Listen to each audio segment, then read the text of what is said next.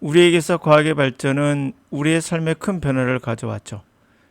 진공청소기의 발명도 엎드려 물걸질하던 그런 상황에서 이제는 손쉽게 누구나 빠르게 또 할 수 있습니다. 거기에 덧붙여 진공청소기 로봇도 나와서 자동으로 청소해주니 청소할 시간에 다른 것에 더 시간을 투자할 수 있는 영어 공부에 투자할 수 있는 상황을 만들어줬죠. 자, 이렇게 기계 문명은 우리에게 시간을 어찌 보면 만들어줬다고 볼 수 있습니다. 그러나 이상하게 우리에게 시간을 뺏는 놈이 있습니다. 시간을 만들어줬는데 시간을 뺏는 놈. 바로 영어, 언어 습득에 관한 과학은 왜 이리 쉽게 받아들이지 못하는 걸까요? 그 뺏는 놈은 조금 이따 설명해 드리도록 하고요. 자, 과학적인 이야기 한번 해볼까요? 60 Minutes이라는 자료에 나온 그러한 뉴로사이언스에 관한 이야기입니다. 자, 영어 단어 hammer, screwdriver, igloo, castle 이런 단어를 보여줬을 때 또는 들려줬을 때 자, 이런 단어를 사용했을 때 뇌의 MRI, fMRI를 이용한 뇌의 활성도를 측정해 본 결과 여러분 생각에 해머라는 단어가 들었을 때 머리의 어떠한 부위에 딱 저장이 될 것 같잖아요. 그렇지 않다는 겁니다. 여러 가지 부위에서 나타나고 있다는 거죠. 뇌의 한 곳에서 발견되는 것이 아니라 많은 곳에서 활성화되었다 합니다. 예를 들어 스크루드라이버라는 단어를 들었을 때 우리의 뇌는 어떻게 손에 잡고 돌리고 어떻게 생겼는지 등등등등 이러한 모든 기능이나 외관들이 여러 곳에서 동시에 활성화되어 하나의 단어를 인식하더라라는 거예요. 우리가 생각하는 것처럼 스크루드라이버란 해머라는 단어가 누구는 해머하면 이렇게 떠올리죠. 이렇게 해서 이렇게 뭔가 나와 있는 거. 또 누구는 큰 거를 생각할 수도 있습니다. 이런 해머를. 여러 가지 형태로 나올 수 있잖아요. 기능도 여러 가지일 겁니다. 하여튼 간에. 이렇게 하나의 단어도 단순하게 우리가 듣는 것이 아니라 여러 가지 종합적인 것들을 다 한꺼번에 인식하고 있다는 걸 알 수 있어요. 그래서 내 여러 가지 부위에 동시에 불이 들어오면서 하나의 단어의 정의가 형성된다는 걸 우리는 과학적으로 알 수 있는 거죠.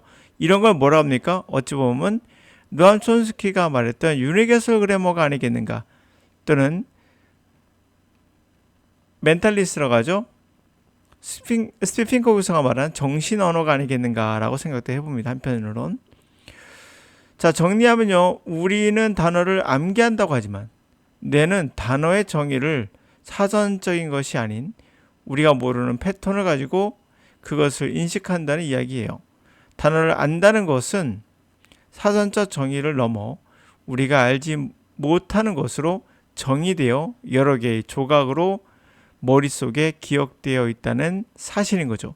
한 곳에 기억되면 편할 걸 왜 여러 가지로 종합적으로 기억하는 것인가? 그렇지 않겠습니까?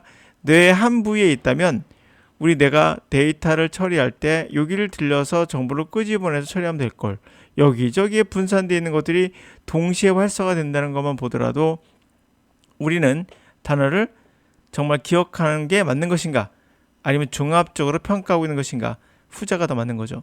자, 그런 의미에서 단어를 사전에 의존해서 또는 문장의 구조에 의존해서 단어를 접목해서 해석하는 방식은 영어의 10%도 도달할 수 없는 방법인 거죠. 그런 사람들은 자신의 놀라운 능력에 핸디캡을 가하고 스스로 그러한 방식으로 영어 공부를 하고 있는 것이다라는 거죠. 그러므로 영어 단어 암기, 문법, 여는 발음, 표현법 암기, 의도적으로 패턴 학습하는 그것은 세탁기가 지금 개발이 됐는데 손빨래하는 사람이란 거죠. 시대에 뒤처진 사람이란 것입니다. 시간을 아낄 수 있는 학습법이 있으면 바로 그 방법을 따라가야겠죠. 우리 뇌는 이렇게 저장하고 있는데 이렇게 말하는 사람들은 뭡니까? 우리 뇌의 한 부분에 저장됐을 거라고 생각하는 거죠. 착각인 거죠. 왜 여러 곳에서 발견된다는 걸까요? 하나의 단어를 기억하는데도 종합적으로 판단한다는 걸 우리 뇌가 한다는 걸 알 수 있습니다. 이걸 통해서 언어라는 것은 뇌의 한 부분이 움직이는 것이 아니라 뇌 전체가 움직인다는 걸 알 수 있는 거잖아요. 자, 휴버트 시슬 브루스라는 사람은 often credited with 자, 그렇게 공을 받고 있습니다. Inventing first powered mobile. 최초로 전력으로 모바일 움직이는 vacuum cleaner, 진공청소기를 발명한 걸로서 공을 받고 있습니다.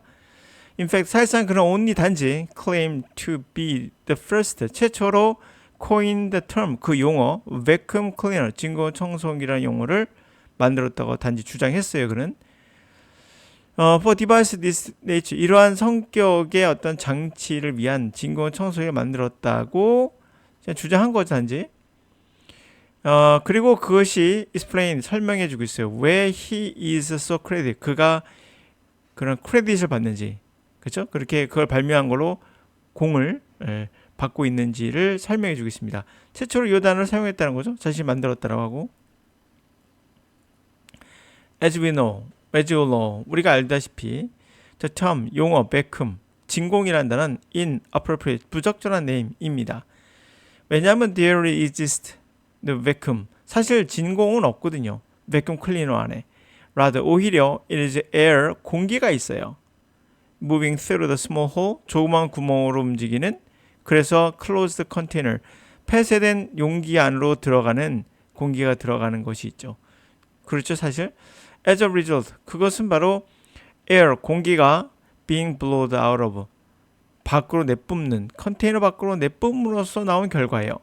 바로 fan, inside, 안에 있는 팬에 의해서 공기가 밖으로 내뿜어지죠. 그 결과로서 조그만 구멍으로 공기가 컨테이너 안으로 들어가게 됩니다. 진공은 아닌 거죠. 그러나 I suppose, 난 이렇게 추측해봐요. rapid air movement, 빠르게 움직이는, 급속한 공기의 움직임, closed container, 폐쇄된 컨테이너, 용기 안에서.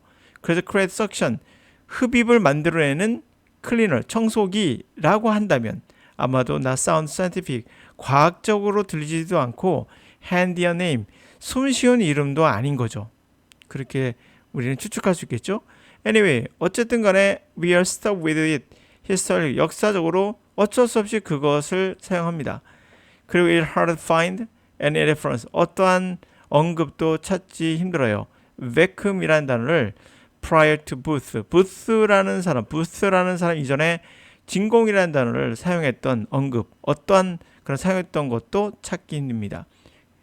Interestingly, 흥미롭게도 Booth himself, 부스 그 자신도 didn't use term vacuum, 진공이라는 단어를 사용하지 않았다고 하죠. 언제? 그가 filed provisional specification.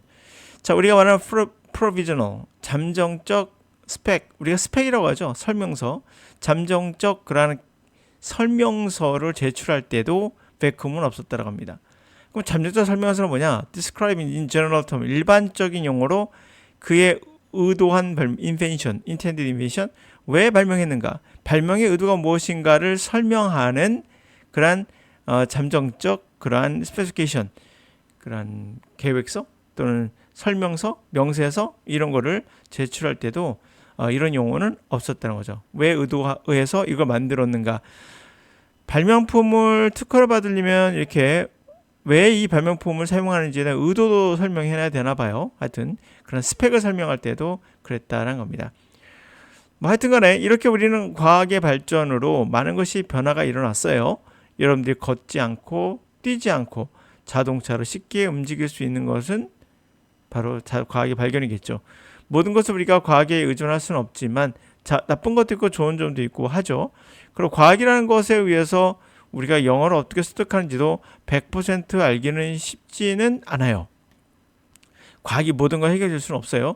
그러나 잘못된 거에 대한 수정, 힌트는 잡아낼 수 있죠. 어느 정도의 답에 가까울 수 있는 힌트 정도는 얻을 수 있습니다.